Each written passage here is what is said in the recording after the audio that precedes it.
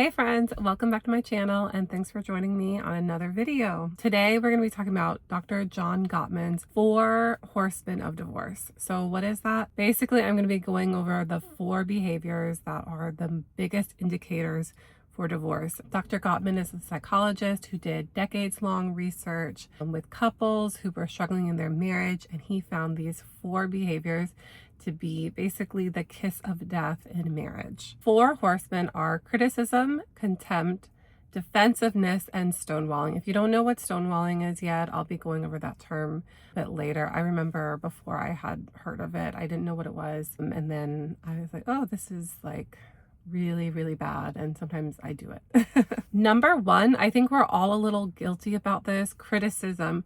So criticism is when we actually attack someone's character instead of a behavior. Instead of saying, hey, I really don't like when you leave the cabinets open, or I really dislike, or I really hate when you go shopping, you skip everything that I need and you only buy the things that you need.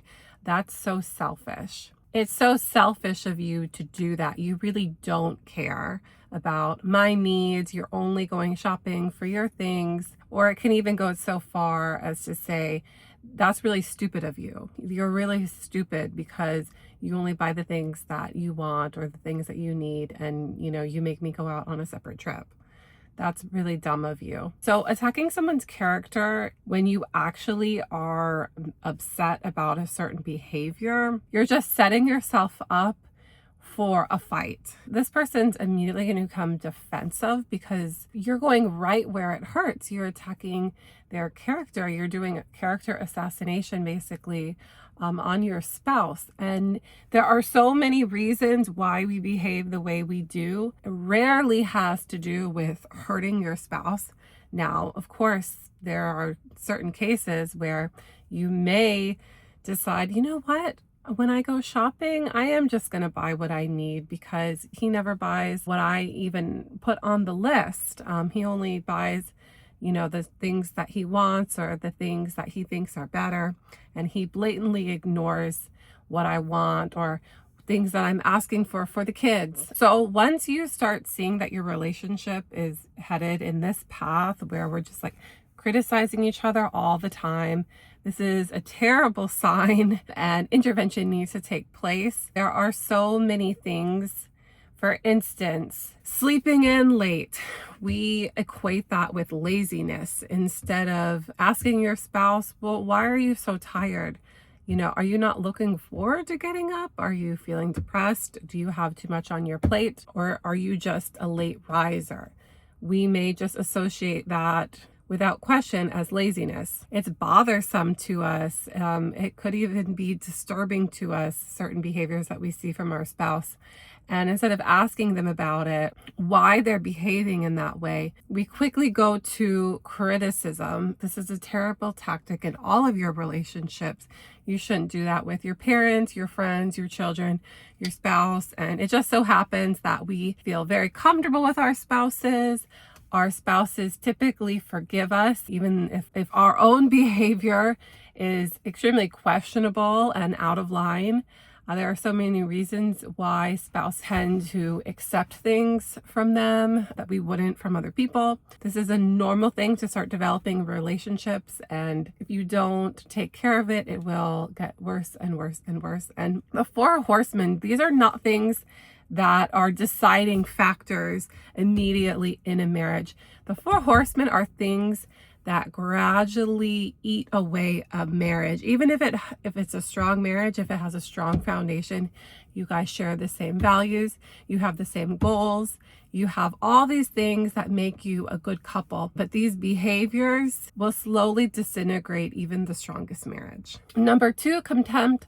I've talked a little bit about contempt in my previous video. I would just talked about it for any type of relationships. Contempt in marriage is just, to me, it's just really heartbreaking. To me, it is the most toxic behavior that you can have in a marriage. People who have contempt with each other have basically checked out of a healthy marriage. Once you start losing respect for your spouse, you basically no longer care about being in a healthy, happy marriage. You're not willing to work with that person.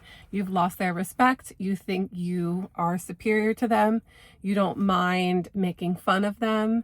You don't mind throwing insults, being overly sarcastic, mocking them, name calling. You can even do like eye rolling, any type of disrespect you can think of. That is all what contempt is. And basically, you're telling that person, you're belittling that person, you're telling that person, your ideas, your suggestions, they don't matter to me because I don't see you as an equal. And again, spouses get away with this all the time because they can, because the other partner finds it easier just to go along than to have a conflict with the aggressive, aggravating partner. Now, if both of you guys have contempt towards each other, just head to the divorce lawyers right now, because neither one of you like each other. Neither one of you have any type of respect for each other.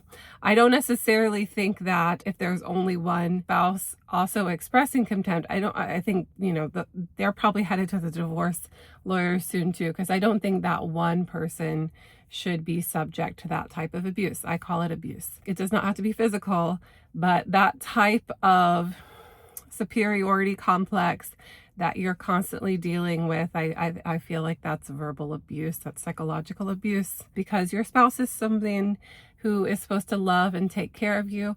And you don't have to have a perfect relationship all the time, but you should have a loving relationship some of the time. And when you're not being respected, that's not a loving relationship. If you feel loved by someone who's disrespecting you constantly and belittling you and making you feel bad, then that's you dealing with that person.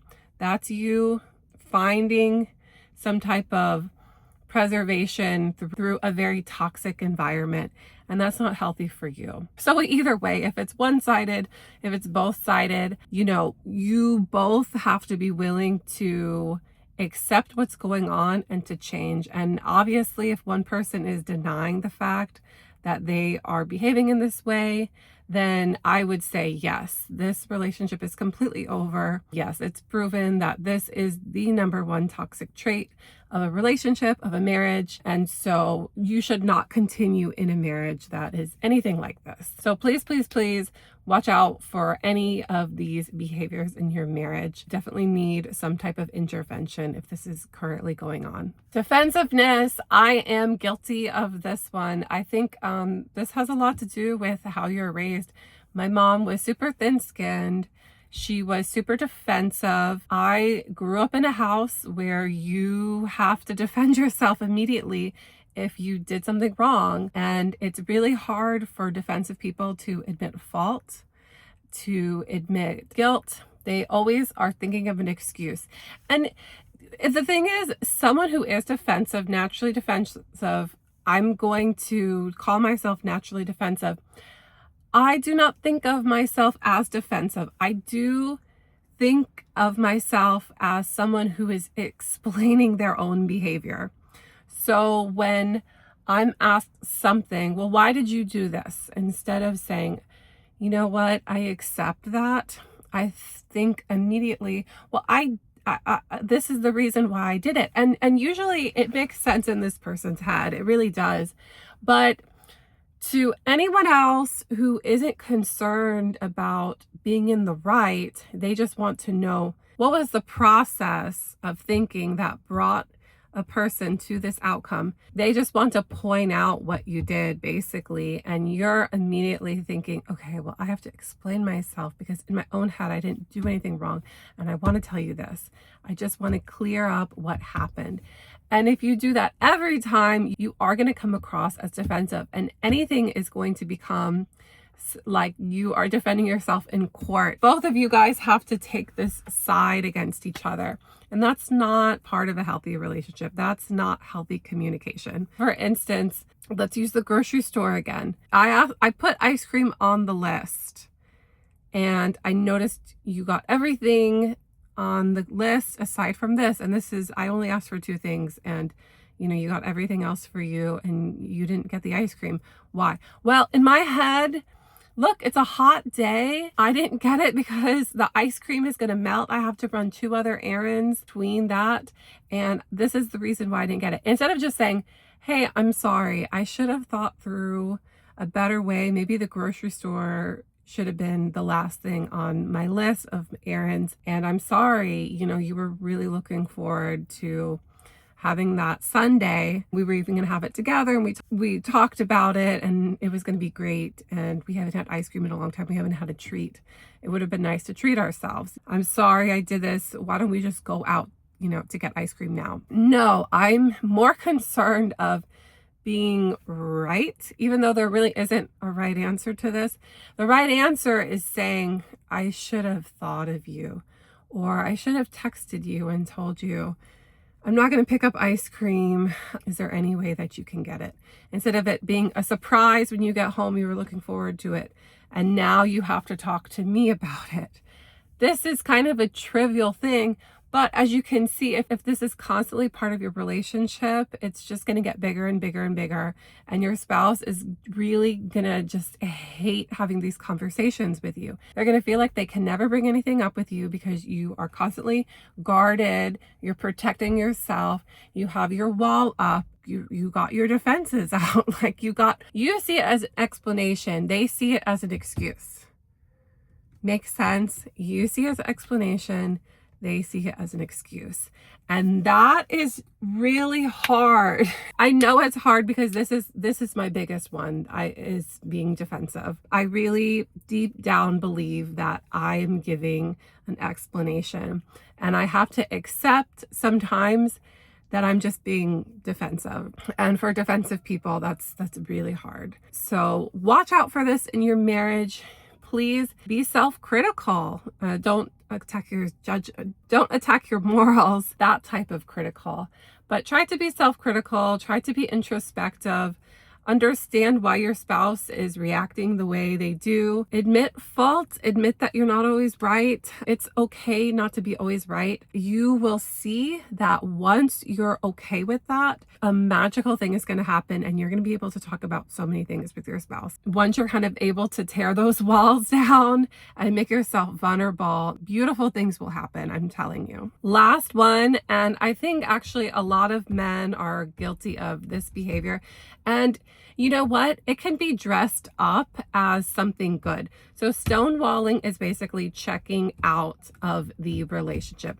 And what I'm going to tell you why it's dressed up as something good sometimes is because I remember when I was young and I was learning about anger and aggression and communication. You would learn, hey, I need to take a 5-minute break. I need to take a 10-minute break. And this is seen as positive communication style. The problem is people can take this to an extraordinary level. They can say, you know what, I'm going to take an hour away from this conversation. You know what, this conversation's over. I don't feel like talking about it anymore. You know what, actually, I need a couple days to think about this. That conversation basically never happens. This person becomes disengaged. This person becomes uninterested. This person is shutting down. This person is turning out. Person is silent. Yes, the silent treatment. It becomes a weapon. Silence. We all played the quiet game when we were little. The person who didn't talk won. But if you are in a marriage that is reliant on communication, silence is not always a good thing. Now, don't take it to the extreme. Yelling is not a good thing either. And in some marriages, you can talk about stuff too much. You can bicker and you can keep bringing the same things up and up and up and again. No, you don't want to be either of these extremes. You want to have a healthy communication style. You want to be married to someone who you're not afraid to bring certain topics up. You're both going to respect each other when you're done talking about something. But if the other person wants to continue talking about it, yeah, maybe you do want to step away for 5-10 minutes, come back to maybe even sleep on something. But when someone is disengaged completely, the other person feels abandoned. Abandonment is a killer in marriages. You're showing that you no longer care, and this person has to do all the work. This person is not only bringing the topic up, but they're making points. They're using their spare time to think about the relationship.